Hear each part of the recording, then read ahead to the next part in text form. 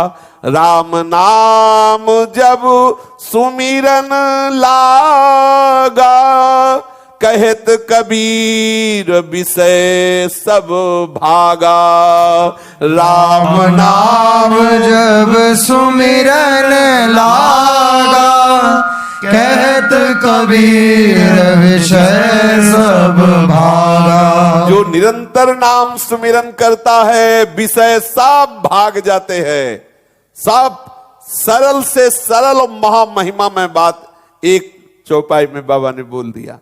राम नाम जब सुमिरन लागा, तो कहत कबीर विषय सब भागा। विश्वास करो, देखो जवान है ठाकुर हरिदास जी, और वैश्या गई ही इसीलिए है, और कोई प्रभाव नहीं। तीन दिन लगातार प्रयासरत रही और उल्टा हुआ। नाम का प्रभाव, उसके हृदय का काम नष्ट हो गया और नाम जपने लगी। ये नाम का प्रभाव। हम लोग परेशान हैं, ये आकर्षण वो आकर्षण। नाम जप करो और बढ़ाओ नाम जप, और बढ़ाओ संयम, प्रभु की तरफ बढ़ो। परास्त होने की जरूरत नहीं। सार गर्भित उत्तर सुनकर पूज्य श्री जयदयाल जी और भी जो सत्संगी थे सब आश्चर्यचकित हुए, बोले बाबा सब शास्त्रों का निचोड़ आपने एक में बोल दिया।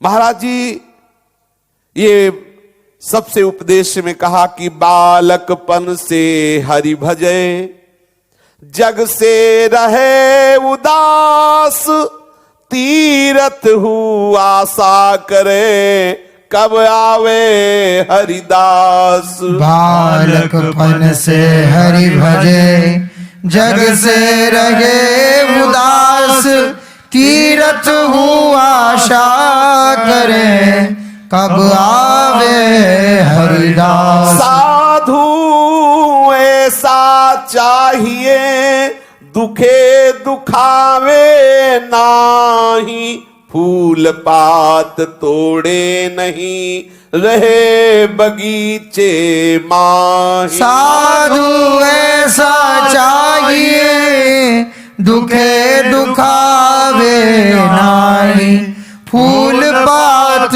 तोड़े नहीं, रहे बगीचे माही। बच्चापन से भगवत प्राप्ति की लगन लगा ले, खूब नाम जप करे, जग से उदास रहे। ऐसे भगवत प्रेमी महात्मा के दर्शन करने के लिए तीर्थ भी इंतजार करते हैं।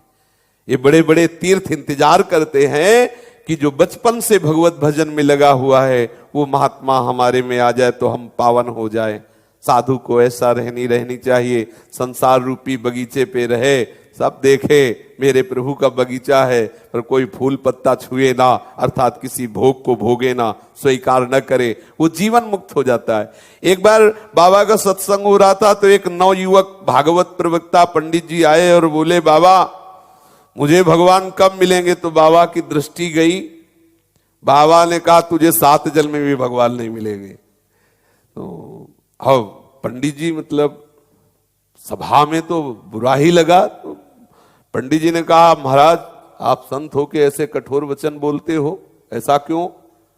तो महाराज जी ने कहा कि जो परिस्त्रीगामी है उसे भगवत प्राप्ति नहीं होती।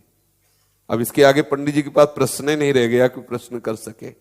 जो सच्चे महापुरुष होते हैं तो एक्सरे मशीन उनके साथ होती है, तो जैसे कोई अभी तो फिर वो एक्सरा काम करता है, सामने रख देते हैं। परिस्त्रीगामी को भगवान नहीं मिलते। पंडित जी अवाक रह गए।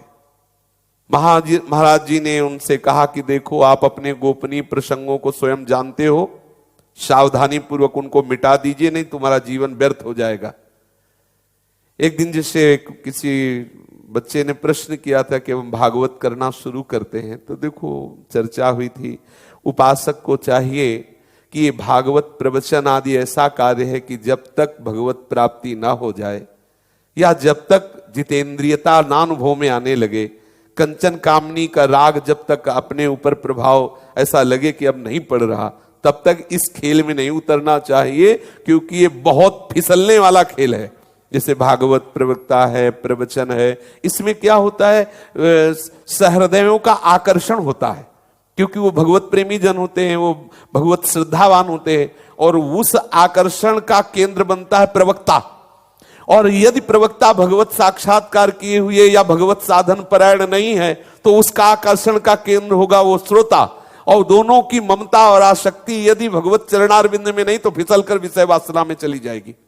और बिल्कुल ऐसा होना निश्चित है यदि प्रभु के चरणों में आसक्ति नहीं तो। इसलिए उपासक को चाहिए कि सबसे पहले स्वयं भागवत बने, स्वयं जितेंद्री बने, स्वयं भगवत रस में डूबे, फिर बोधयंता परस्परम, फिर परस्पर भगवत चर्चा करे। अगर केवल व्यापार के लिए, फिर नहीं रोका जा सकता, फिर तो कंचन कामनी का आकर्षण भ्रष्ट कर देगा। पूज्य बाबा ने कहा, पंडित जी कुछ गुप्त ऐसे आचरण हैं, प्रसंग हैं जिनको आप जानते हो, उनको मिटा दीजिए, आपको भगवत प्राप्ति हो जाएगी। और यदि आप ऐसे ही परिस्त्रीगामी वृत्ति रखे, कुछ ऐसे आचरण किए तो 7 जन्म में भी तुम्हें भगवत प्राप्ति। देखो जो संत जन होते हैं ना, वो जैसे अपने बच्चे से कोई बात करे ऐसे बात करते हैं। वो इसलिए थोड़ी बात सभा में कर रहे हैं कि पंडित जी का अपमान हो, पर सबके लिए पंडित जी होंगे, उनके लिए बच्चा है कि बच्चा सुधर जा, काहे को अपना जीवन नष्ट करता है। माता पिता शर्माते थोड़ी अपने बेटे से बात करने में। ऐसे ही महापुरुषों के लिए सब भगवत स्वरूप है, वो सोचते हैं कि अपनी गलती सुधार ले तो आत्म स्वरूप को प्राप्त हो जाए।